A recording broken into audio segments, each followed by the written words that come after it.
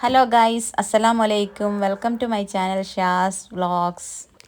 ഇന്ന് നല്ല സോഫ്റ്റായ പൊങ്ങി വരുന്ന ഇഡ്ഡലി എങ്ങനെയാണ് ഉണ്ടാക്കാന്ന് കേട്ടോ കാണിക്കാൻ പോകുന്നത്.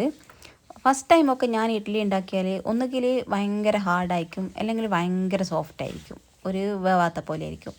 അപ്പോൾ പിന്നെ യൂട്യൂബൊക്കെ കണ്ട് കുറച്ച് ട്രിക്കൊക്കെ പരീക്ഷിച്ചപ്പോഴാണ് ഇഡ്ഡലി നല്ല അടിപൊളിയായിട്ട് കിട്ടാൻ തുടങ്ങിയത്. ഇപ്പോൾ ഞാൻ എപ്പോൾ ഇഡ്ഡലി ഉണ്ടാക്കിയാലും നല്ല സോഫ്റ്റ് ആൻഡ് അടിപൊളിയായിട്ട് കിട്ടലുണ്ട്. അപ്പോൾ ഇതെങ്ങനെ ഉണ്ടാക്കാൻ നോക്കിയാലോ. നമ്മൾ സാധാരണ ചായ കുടിക്കുന്ന ഗ്ലാസ്സിൽ 2 ഗ്ലാസ് പച്ചരിയാണ് കേട്ടോ ഞാൻ എടുക്കുന്നത്. ഇനി ഈ 2 ഗ്ലാസ് പച്ചരിക്ക് 1 ഗ്ലാസ് ഉഴുന്ന് എന്ന കണക്കിലാണ് എടുക്കുക. അപ്പോൾ പച്ചരി എടുക്കുന്നുണ്ട്, അതേ ഗ്ലാസ്സിൽ തന്നെ 1 ഗ്ലാസ് നിറയെ ഉഴുന്നും കൂടി എടുക്കുന്നുണ്ട്. ഇത് നമുക്ക് നല്ലോണം ഒന്ന് വാഷ് ചെയ്ത് ഒന്ന് കുതിർത്ത് വെക്കാം. രാവിലെയാണ് ഇഡ്ഡലി ഉണ്ടാക്കേണ്ടതെങ്കിൽ ഞാനൊരു വൈകുന്നേരം 4 മണിക്കാണ് കേട്ടോ അരി കുതിർക്കാൻ വെക്കുക. എന്നിട്ട് രാത്രി ഒരു 10 മണിക്ക് അങ്ങനെ അരച്ച് വെച്ചാൽ പിറ്റേന്ന് രാവിലെ ആകുമ്പോഴത്തേക്കിന് മാവ് നല്ലോണം പൊങ്ങി വന്നിട്ടുണ്ടാവും.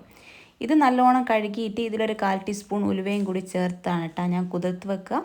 അപ്പോൾ രാത്രി അതിലെ വെള്ളമൊക്കെ മാറ്റി അരച്ചെടുക്കുന്നതായി നിങ്ങളിപ്പോൾ കാണുന്നത്. അതിൽ 2 ടേബിൾ സ്പൂൺ ചോറും കൂടി ചേർത്ത് കൊടുക്കുന്നുണ്ട്.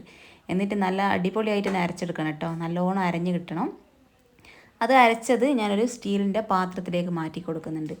എന്നിട്ട് മാറ്റി കൊടുത്തതിന് ശേഷം നമ്മൾ കൈവച്ച് ഒരു 5 മിനിറ്റ് മിക്സ് ആക്കി കൊടുക്കണം കേട്ടോ. ആ സമയത്ത് തന്നെ കുറച്ച് ഉപ്പ് കൂടി ചേർത്ത് കൊടുക്കാം. അതിനുശേഷം നമ്മൾ കുറച്ച് വെള്ളം ചൂടാക്കി ഒരു സ്റ്റീലിൻ്റെ പാത്രത്തിൽ ഒഴിച്ച് നമ്മൾ മാവ് ഒഴിച്ച് വെച്ച പാത്രം ഈ പാത്രത്തിൻ്റെ മേലെ വെച്ചാൽ ഏത് കാലാവസ്ഥയിലും മാവ് നല്ലോണം പൊങ്ങി വരും. ഈ ഒരു ട്രിക്ക് അപ്ലൈ ചെയ്യാൻ തുടങ്ങിയാൽ എൻ്റെ മാവ് ഇതുവരെ പൊങ്ങി വരാണ്ട് നിന്നിട്ടില്ല കേട്ടോ. അപ്പോൾ പിറ്റേന്ന് മാവ് തുറന്നു നോക്കുന്നതാണ് നിങ്ങൾ ഈ കാണുന്നത്. കണ്ടില്ലേ, ഇപ്പോൾ നല്ലോണം പൊങ്ങി വന്നിട്ടുണ്ട്. ഇപ്പോൾ നിങ്ങൾക്ക് കണ്ടാൽ തന്നെ മനസ്സിലാവും നല്ല അടിപൊളിയായിട്ട് പൊങ്ങി വന്നിട്ടുണ്ടെന്ന്. അപ്പോൾ കുറച്ച് ഉപ്പ് കൂടി ഞാൻ എക്സ്ട്രാ ചേർത്ത് കൊടുക്കുന്നുണ്ട്. മാവ് പുളിച്ചോണ്ട് തന്നെ കുറച്ച് ഉപ്പ് കമ്മിയാണ്. അപ്പോൾ കുറച്ച് ഉപ്പ് കൂടി ചേർത്ത് നല്ലോണം ഇളക്കി ഇഡ്ഡലി തട്ടിൽ ഒഴിച്ചു കൊടുക്കുന്നുണ്ട്.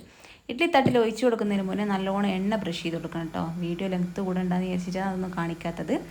അപ്പോൾ മാവ് ഇഡ്ഡലി ചെമ്പിൽ തട്ട് വെച്ചിട്ട് അതിൽ ഒഴിച്ചു കൊടുക്കുന്നുണ്ട്. ഇവിടെ മക്കൾക്കൊക്കെ ഇഡ്ഡലി ഭയങ്കര ഇഷ്ടമാണ് കേട്ടോ. രാവിലെ ആക്കി വെച്ചാൽ അവർ രാത്രി വരെ, പിന്നെ സ്കൂളൊന്നും ഇല്ലാത്ത ദിവസമാണെങ്കിൽ അതെടുത്ത് കഴിച്ചോളും. അപ്പോൾ കണ്ടില്ലേ, നല്ല അടിപൊളിയായിട്ട് പൊങ്ങി വന്നിട്ടുണ്ട് ഇഡ്ഡലി. ഇത് ഉള്ളൊക്കെ നല്ല വെന്ത് നല്ല സോഫ്റ്റ് ആയിരിക്കും കേട്ടോ. അപ്പോൾ ഇനി ഇഡ്ഡലി ഉണ്ടാക്കുമ്പോൾ എല്ലാവരും ഇതുപോലെ ഒന്ന് ചെയ്ത് നോക്കുക. വീഡിയോ ഇഷ്ടപ്പെട്ടാൽ ലൈക്ക് ചെയ്യുക, ഷെയർ ചെയ്യുക, സബ്സ്ക്രൈബ് ചെയ്യുക. Bye bye.